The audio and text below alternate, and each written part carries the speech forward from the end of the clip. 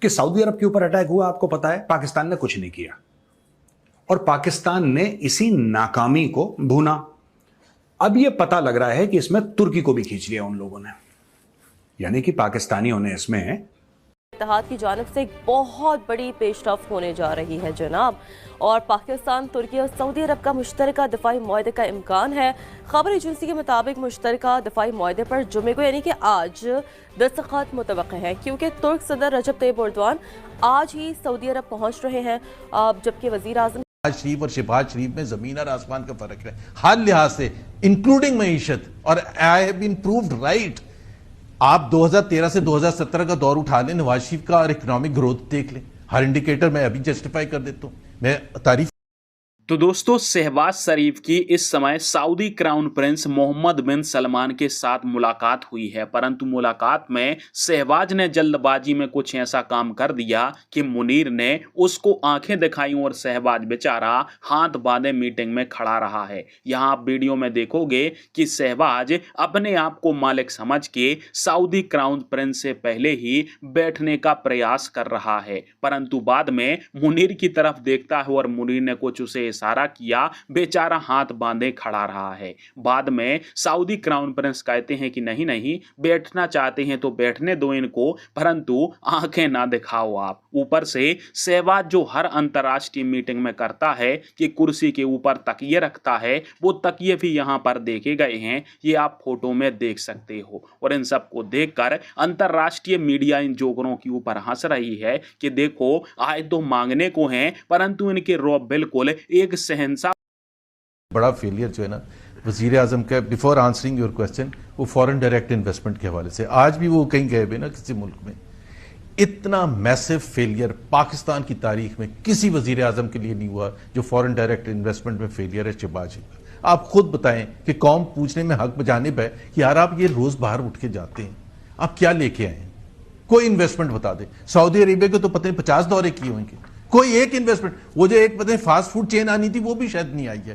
So having said that, اتنا بڑا failure ہے کہ 51 سال پہ لوئسٹ لیول ہے. اور یہ سوال بنتا ہے، یہ نہیں کہہ سکتے کہ جی وہ سٹیبلٹی کرنے کے لیے تو آئی ایم ایف پروگرام 24 پہلے آپ کر چکے ہیں، تو اس میں کون سی بڑی بات ہے کہ آئی ایم ایف کے ساتھ آپ نے پروگرام کر لیا اور آپ ڈیفالٹ سے بچ گئے. ڈیفالٹ سے بچنے اپنی قوت سے، اپنی پروڈکٹیوٹی بڑھانے سے، اپنی محنت کرنے سے، اپنا گروتھ کرنے سے.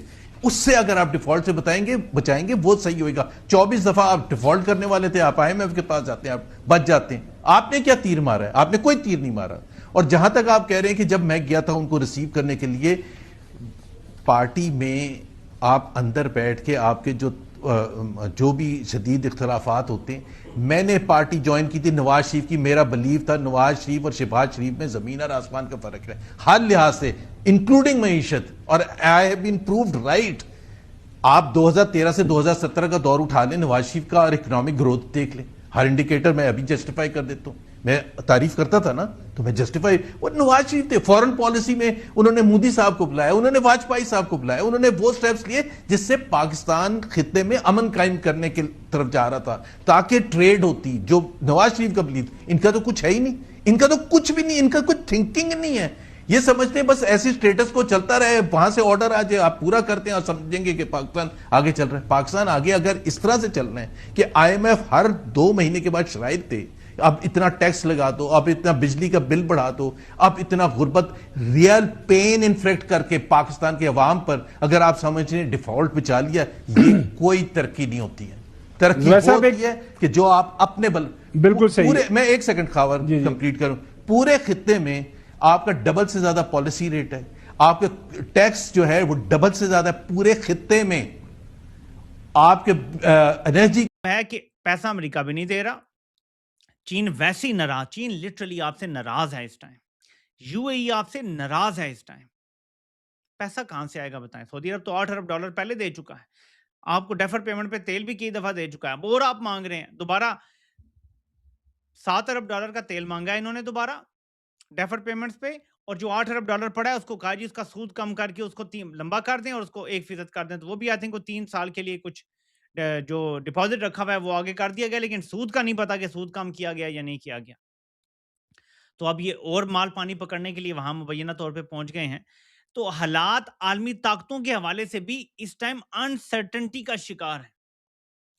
लेकिन मैं यहां एक और बड़ा इशू उठाना चाहता हूं। फिर आते हैं जो शहबाज गिल पे इल्जाम लगाए हैं। की एक्सपोर्ट्स मुसलसल चौथे साल कमी का शिकार है।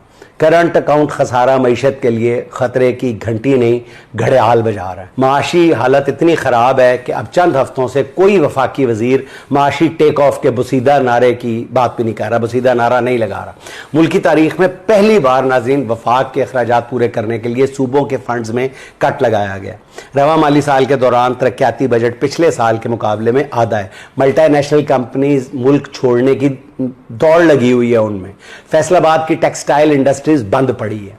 मुल्क की तारीख में पहली बार तमाम 5 बड़ी फसलों की पैदावार कम हुई है, जिससे किसान के साथ दही मईशत की भी जो है वो उसकी चूल्हे हिल गई हैं। महंगाई ने अवाम का हर जगह पे जीना मुश्किल बना दिया है, मसावी चाहे वो शहर हो चाहे वो देहात हो। वफाकी इदारा शुमारियात की रिपोर्ट बता रही है कि सिर्फ पिछले एक हफ्ते के दौरान 27 अशयाए ज़रूरिया की जो कीमतें हैं वो बढ़ गई हैं। आटा, आलू, चिकन, अंडे, प्याज, टमाटर, हर चीज़ की कीमत बढ़ गई है, हर चीज़ की कीमत बढ़ गई। और फिर चिकन विकन की तो बात ही दूर की, वो बात याद आ जाती। देखिए जी कैसे हैं आपने तरक्की किस तरह, यार मेरा ये फलाना कारोबार है, तुम मेरी क्या मदद कर सकते हो, तो मैं तुम्हारी ये मदद करूंगा।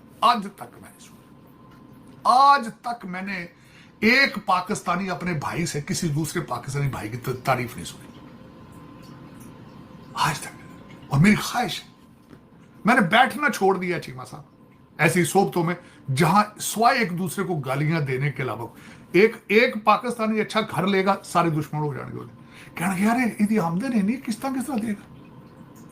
एक पाकिस्तानी अच्छी गाड़ी ले, ओ यार वेखो कारोबार होया पे, यार वेखो किस तरह इसकी आमदन किस, ओ यार फराडी है, ये चोर है, वो भावे यार किस्ता उन्हें देनियां नहीं यार, व्हाई यू आर अपसेट। मैं छोटी सी मिसाल देना चाहता हूँ चीमा साहब, मैं जब पता नहीं मैं तो खैर केले के छिलके तो स्लिप करके जा वजया जिस टाइम RNC च बोलिया, रौला थोड़ा जा पिया इत्थे भी थोड़ा जा कि पाकिस्तानी खबरां च भी कि पाकिस्तानी बंदा है RNC रिपब्लिकन नेशनल कमीशन किस तरह बोल गया।